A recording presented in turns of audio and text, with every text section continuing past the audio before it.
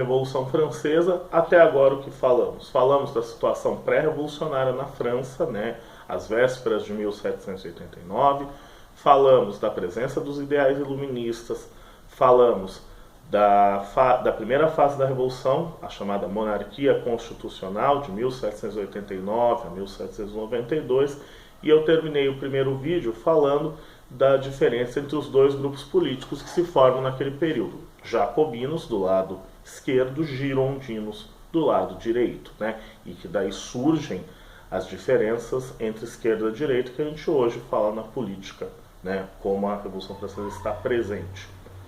Também no primeiro vídeo eu comentei sobre as divisas da Revolução Francesa: igualdade, liberdade, fraternidade. Uma pergunta que deve ter ficado é: mas professor, você falou que a França estava em guerra com os países vizinhos. Por que essa guerra? Por dois motivos. Por um lado, a Revolução Francesa se pensava como universal, ou seja, os franceses estavam dispostos a levar os ideais da Revolução a todos os povos, inclusive os povos vizinhos ali da Europa. Então havia um ímpeto revolucionário de lidar com os países vizinhos. Uma outra situação também que tem que ser posta para pensar é que os países vizinhos, como o Império Austríaco, o Império a Prússia, né, não era um império, mas a Prússia, a Espanha, se sentiam ameaçados por aquilo e resolveram fazer guerra, financiados em parte pela Inglaterra, que não queria o fortalecimento da França, sua inimiga histórica há muito tempo, no contexto do continente europeu. Por isso, a França estava em guerra com seus vizinhos e até 1792 a França só vai sofrer derrotas consecutivas. O exército francês estava mal preparado, cansado para lutar aquelas batalhas. Para piorar a situação, os generais franceses, seguindo ordens do próprio rei, estavam entregando as batalhas, estavam aceitando muito bem a derrota. Por quê? Estes generais eram de origem nobre e estavam vendo seus privilégios sendo ameaçados pela Revolução, que lhe havia tirado e tornado eles cidadãos iguais aos outros. Quando a traição do rei e desses generais foi descoberta, o rei é preso e a monarquia constitucional é encerrada.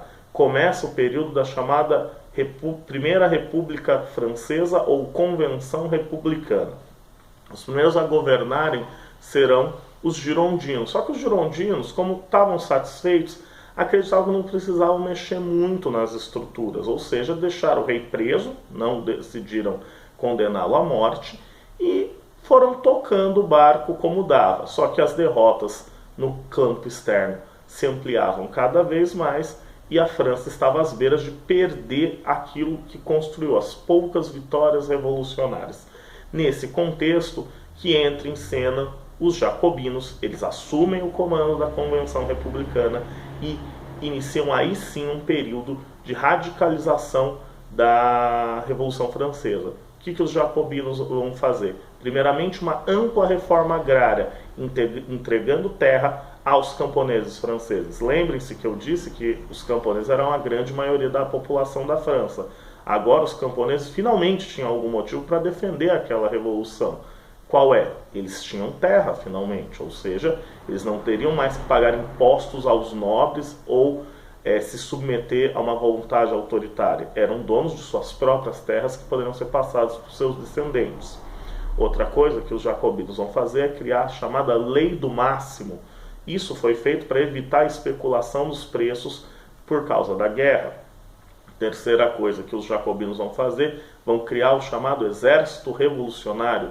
Um exército em que, para subir de patente, você precisava ser um bom soldado e demonstrar ações valorosas, ou seja, você subia pelo mérito, não pelo nascimento, como era, né? Ou seja, você é filho de general, você será um general.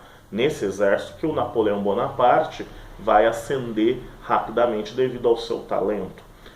Uma quarta medida tomada foi a criação do tal calendário revolucionário para marcar um novo tempo, uma nova era. Os jacobinos não eram o tempo passado. O mundo mudou, então uma nova era, um novo calendário, uma nova contagem do tempo se iniciaria.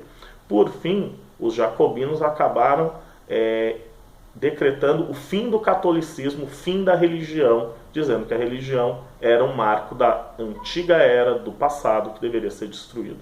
Por causa disso, os jacobinos foram considerados bastante radicais. Aqueles que não gostavam das medidas jacobinas acabaram sendo perseguidos e eliminados fisicamente, né, o uso da guilhotina. Por isso que alguns chamam o período jacobino de período do terror jacobino, do terror revolucionário, porque eles eram tão radicais nos seus ideais de igualdade que acabaram deixando de lado, de certa forma, o critério da liberdade.